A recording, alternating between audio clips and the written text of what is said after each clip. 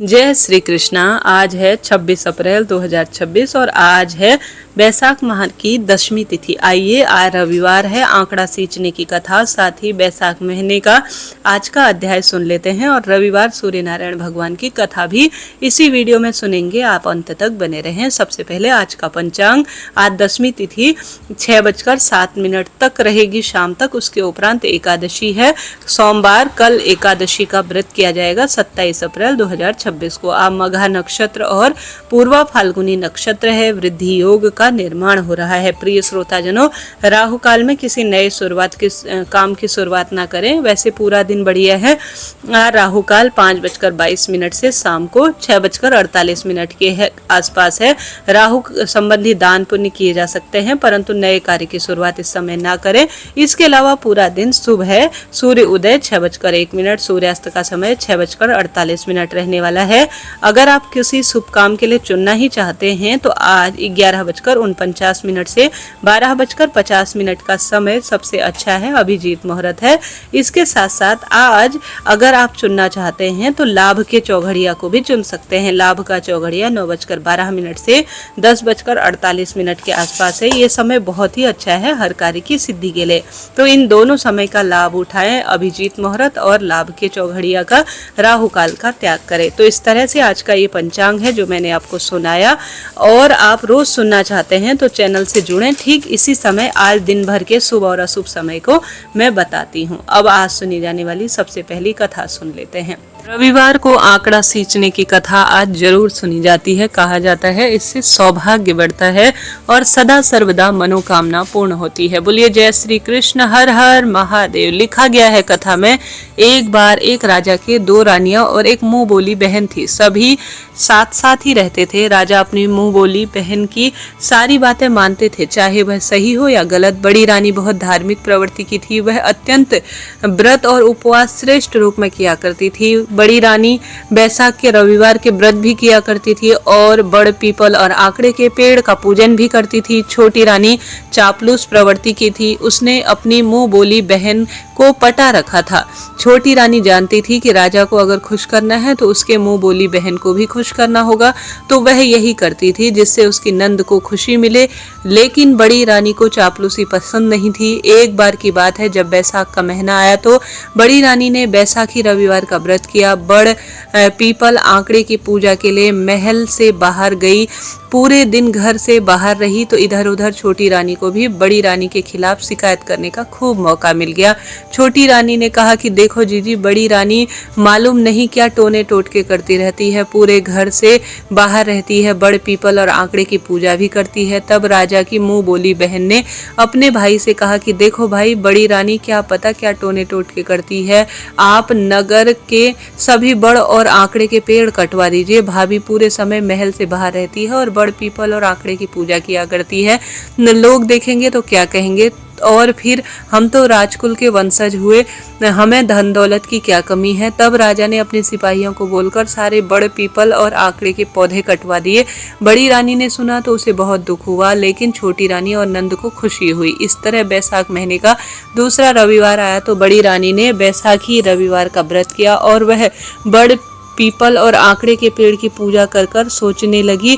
तब उसने चूरमे के लड्डू बनाए। एक थाली में रोली मोली चावल, मेहंदी, काजल, कच्चा सूत, चुनरी, जल का लोटा, पूजा के सारे सामान और घी का दीपक लेकर महल से बाहर बड़ पीपल और आंकड़े की पूजा के लिए निकल कर पड़ी। पूरे नगर में कहीं बड़ पीपल आंकड़े पर पेड़ नहीं दिखाई दिया। तब वह भटकते भटकते जंगल में पहुंच गई। इधर उधर भटकने के बाद उसे बहुत देर बाद एक छोटा सा आंकड़े का पौधा दिखाई दिया जो कि पत्थरों में दबा हुआ था। शायद राजा के सिपाहियों की नजर उस पर नहीं गई थी, इसलिए वह बच गया था। बड़ी रानी को बहुत दुख हुआ कि देखो, हमारे गांव में पूरे राज्य में कितने आंकड़े बड़ पीपल थे, परंतु एक भी नहीं बचा। प्रभु जी की कृपा है, एक पूजा के लिए हुआ है, इसी की पूजा कर लेती हूँ। ऐसा वह दुखी मन से थोड़ा सा खुशी करते हुए सोचने लगी। उसने वहीं बैठकर आंकड़े के पौधे की पूजा की। उसने आंकड़े के पौधे के पास एक छोटी सी तलाई बनाई और उसमें लोटे का जल सींचा, चूरमा बाटी का भोग लगाया, रोली चावल चढ़ाया, सूत बांधा, मेहंदी लगाई, काजल लगाया, चुनरी उड़ाई और घी का दीपक जलाया। फिर वहीं बैठकर बड़ी रानी से कथा सुनी और राजा और प्रजा की खुशहाली की कामना की। फिर वह महल में आ गई। इस तरह समय बीतने लगा। राजा को शिकार खेलने का बहुत शौक था। एक दिन राजा के सिपाही और मंत्रियों के साथ घोड़े पर बैठकर घने जंगल में वह पहुंच गया। बैसाख और ज्येष्ठ का महीना आ गया था। बहुत तेज गर्मी थी। राजा शिकार की तलाश में जंगल में पहुंचा, लेकिन उसे कहीं शिकार नहीं दिखाई दिया। वह बहुत ही देर तक शिकार के लिए भटकते रहते और इधर उधर लोगों के पास खाने का पीने का सामान के लिए पूछते, परंतु दूर दूर तक कहीं भी कोई भी व्यवस्था नहीं हुई। राजा के पास खाने पीने का सब सामान खत्म हो गया। तब राजा को बहुत तेज पानी की भी प्यास लगी। साथ ही सभी मंत्रियों और सिपाहियों को भी खूब भूख लगी। सभी गर्मी से बेहाल थे। तब राजा ने अपने मंत्रियों को हुक्म दे दिया कि ऊंचे पेड़ पर चढ़कर देखो आसपास कहीं जल का स्रोत है या नहीं, कोई तालाब कुआं बावड़ी मिल जाए तो पानी पीकर प्यास बुझाई जाए। तब मंत्री ने पेड़ पर चढ़कर देखा। उसे कुछ दूरी पर पक्षी उड़ते हुए दिखाई दिए, तो उसने कहा, महाराज यहाँ कुछ दूर पर पक्षी उड़ रहे हैं, शायद वहाँ हमें कुछ मिल सकता है, हमें वहीं चलना चाहिए। तब राजा अपने सिपाही और मंत्रियों के साथ उसी स्थान पर पहुंचा तो उन्होंने वहां देखा कि बहुत बड़ी तलाई थी जिसमें पानी भरा हुआ था और एक आंकड़े का पेड़ भी था। रानी ने वहीं छोटी सी तलाई बनाकर पानी सींचा था। वहीं तलाई आज बहुत बड़े तालाब में बदल चुकी थी। राजा ने अपने सब साथी के साथ पानी पिया, प्यास बुझाई, घोड़े को भी पानी पिलाया। तब राजा ने देखा आंकड़े के पत्ते पर चूरमा बाटी रखे हैं। ऐसा देखकर राजा और सभी सिपाही खुश हो गए। फिर राजा ने चूरमा दाल बाटी खूब खाया और अपने साथियों को भी खिलाया, घोड़े को भी खिलाया। सबके भरपेट चूरमा बाटी खा लिए, लेकिन फिर भी चूरमा बाटी खत्म नहीं हुआ। राजा के साथ सभी मंत्रियों और सिपाहियों को आश्चर्य हुआ। थोड़ी देर आराम करने के बाद संध्या के समय राजा महल में आ गए। राजा ने महल में आते ही अपने दोनों रानियों में से पूछा कि तुम लोगों ने कौन सी मेरी पूजा की थी, प्रजा की सलामती के लिए कौन सा व्रत किया था और आंकड़े की पूजा जो है किसने की थी। तब छोटी रानी ने तो साफ मना कर दिया, लेकिन बड़ी रानी बोली कि महाराज, मैं हर साल बैसाख रविवार का व्रत करती हूँ, बड़ पीपल और आंकड़े की पूजा करती हूँ, लेकिन इस बार आपने नंद और छोटी रानी के कहने पर सारे आंकड़े के पेड़ कटा दिए। तब मुझे घने जंगल में एक छोटा सा आंकड़े का पेड़ दिखाई दिया, तो मैंने वहीं से चोरी छुपकर बैठकर पूजा की और सुहाग की सलामती और प्रजा की खुशहाली के लिए दुआ मांगी।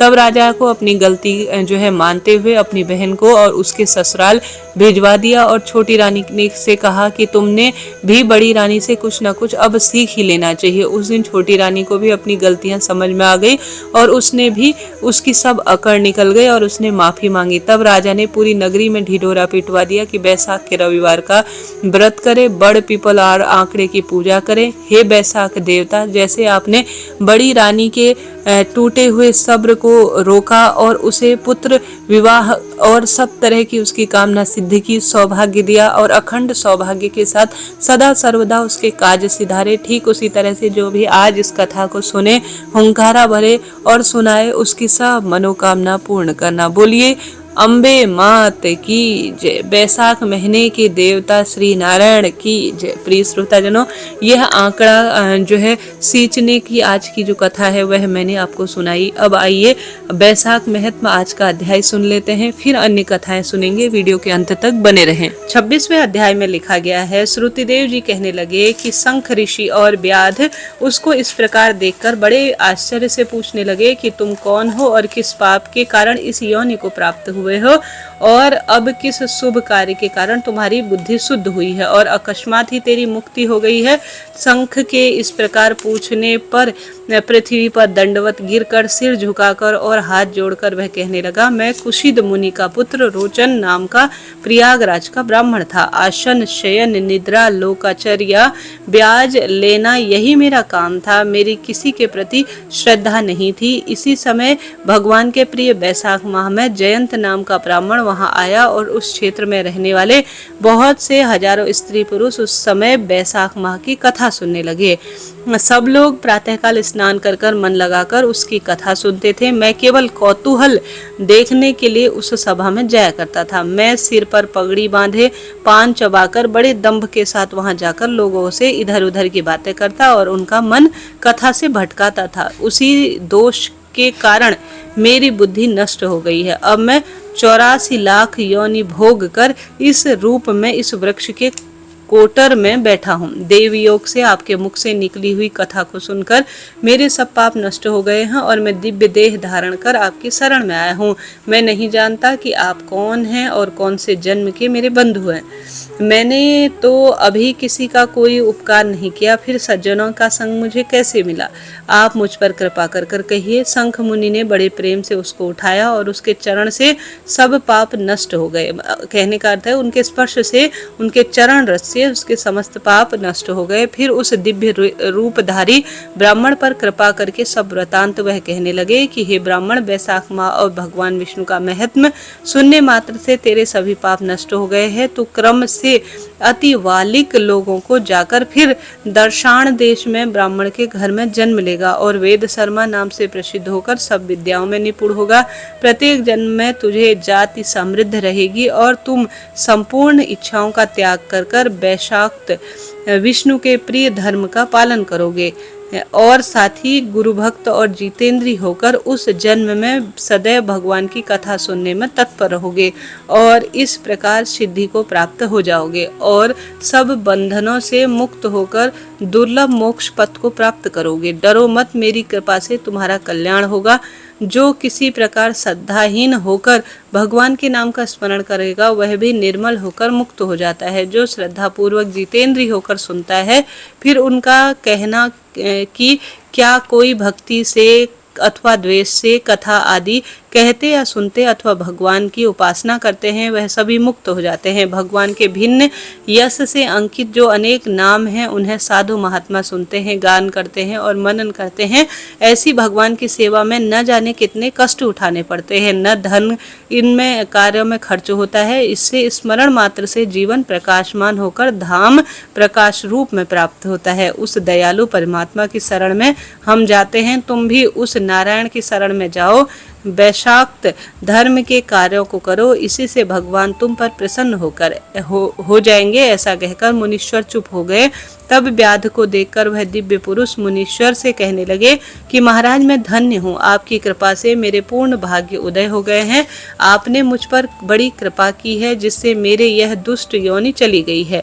ऐसा कहकर वह परिक्रमा कर आज्ञा से स्वर्ग की ओर चला गया। जब संध्या हो गई तो शंख मुनि व्याध सहित रात्रि को वहीं रहे और शंख मुनि भगवान के अनेक अवतार और इतिहास की कथा सुनाते रहे। प्रातः काल में ब्रह्म मुहूर्त में उठकर शौच आदि क्रिया से निवृत्त होकर सूर्योदय से पहले ही स्नान कर संध्या वंदन और तर्पण करके व्याध को बुलाकर उनके सर पर प्रोक्षण कर वेद से भी अधिक शुभदायक फल देने वाला राम 2 अक्षर का मंत्र जपने लगे। शंख कहने लगे कि हे व्याध, विष्णु के नाम अनेक पापों को दूर करने वाले हैं। इससे हे व्याध, तुम निरंतर राम नाम का जप करो, यह संसार के सब बंधनों को काटने वाला है। श्रुति देव जी कहने लगे कि क्या जूते दान करने से ही व्याध को किन्नता दुर्लभ ऋषित्व प्राप्त हुआ? जो कोई इस पाप नाशक कथा को सुनेगा उसका संसार में फिर जन्म नहीं होगा। इति श्री वैशाख महत्म 26 अध्याय समाप्त। प्रिय श्रोताजनों, यह 26वां अध्याय है जो मैंने आपको बताया। अब कल 27वें दिन में हम 27वां अध्याय सुनेंगे। अभी सूर्य नारायण भगवान की जय। कथा अनुसार एक बुढ़िया थी। उसका प्रतिदिन का नियम था रविवार को सुबेरे ही स्नान करके घर को गोबर से लीप कर फिर भोजन तैयार कर कर भगवान को भोग लगाकर स्वयं भोजन करती थी। ऐसा व्रत करने से उसका घर अनेक प्रकार के धन धान्य से पूर्ण हो गया। श्रीहरि की कृपा से, सूर्य नारायण भगवान की कृपा से किसी का जो है विघ्न या उसे दुख नहीं था। सब प्रकार से घर में आनंद था। इस तरह कुछ ही दिन बीत जाने पर उसकी एक पड़ोसन उसकी गौ का गोबर वह बुढ़िया लाया करती थी। विचार करने लगी कि यह वृद्धा सर्वदा मेरे गौ का गोबर ले जाती है, इसलिए अपनी गाय को घर के भीतर बांधने लगी। बुढ़िया गोबर न मिलने से रविवार के दिन अपने घर को न लीप सकी, इसलिए उसने न तो भोजन बनाया और न भगवान को भोग लगा पाई और स्वयं भी उसने भोजन नहीं किया। इस प्रकार उसने निराहार व्रत किया।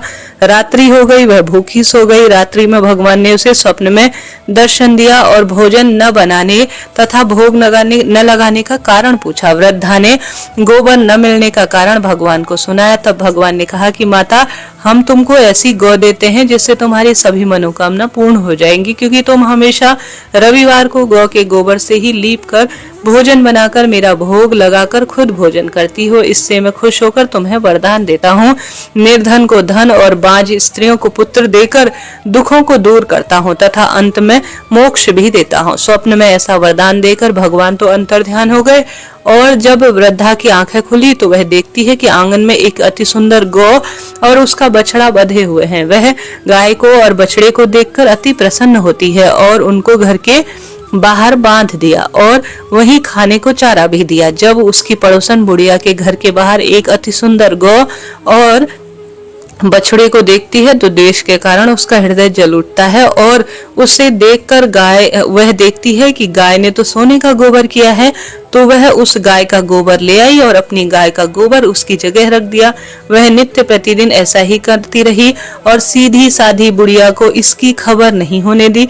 तब सर्वव्यापी ईश्वर ने सोचा कि चालाक पड़ोसन के कर्म से बुढ़िया ठगी जा रही है, तो ईश्वर ने संध्या में के समय अपनी माया से जोरदार आंधी चला दी। बुढ़िया ने अंधेरे के भय से और आंधी तूफान के भय से गौ को भीतर बांध दिया। प्रातःकाल जब वृद्धा ने देखा कि गौ ने सोने का गोबर दिया है तो उसके आश्चर्य की सीमा नहीं रही और वह प्रतिदिन गौ को घर के भीतर बांधने लगी। उधर पड़ोसन ने देखा कि बुढ़िया गौ को घर के भीतर बांधने लगी है तो उसको सोने का गोबर उठाने का दाव नहीं चलता, तो वह ईर्ष्या और जलन के कारण उठी और कुछ उपाय न देखा तो पड़ोसन ने उस देश के राजा की सभा में जाकर कहा, महाराज, मेरे पड़ोस में एक ऐसी वृद्धा है जिसकी गाय आपके पास होनी चाहिए। वह आपके पास ही रहने योग्य है क्योंकि वह नित्य सोने का गोबर देती है। अगर उस सोने से प्रजा का पालन किया जाए तो वृद्धा इतने सोने का करेगी भी क्या। राजा ने उसकी यह बात सुनकर अपने दूतों को वृद्धा के घर से गौ लाने की आज्ञा दी। वृद्धा प्रातःकाल ईश्वर का भोग लगाकर भोजन ग्रहण कर रही थी कि राजा के कर्मचारी गौ माता को खोलकर ले गए। वृद्धा काफी रोई चिल्लाई, किंतु कर्मचारियों के समक्ष क्या ही कह पाती। उस दिन वृद्धा गौ के वियोग में भोजन न कर सकी और रात भर रो रोकर ईश्वर से गौ माता को पुनः देने की प्रार्थना करने लगी। उधर राजा गौ को देखकर प्रसन्न हुआ, लेकिन सुबह वह उठा सारा महल गोबर से भरा हुआ था। उधर राजा यह देखकर घबरा गया। भगवान ने रात्रि में राजा को स्वप्न में देखा और कहा, हे राजन, गाय जो वृद्धा की है उसे लौटा दे, नहीं तो तेरा भला नहीं होगा। उसके रविवार व्रत के प्रसन्न से मैंने उसको गाय उपहार स्वरूप दी है।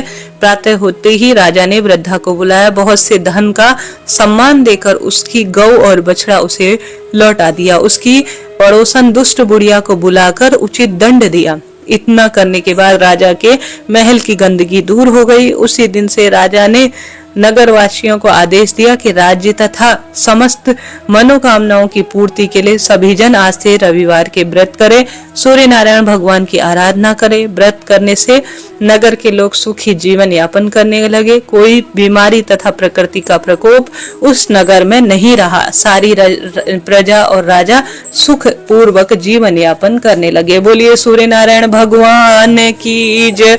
प्रिय श्रोताजनों, इस तरह से यह आज सूर्य नारायण भगवान और सुंदर कथा का मैंने आपको रसपान कराया। आशा है, उम्मीद है आप सुन रहे होंगे। आपका धन्यवाद और आभार।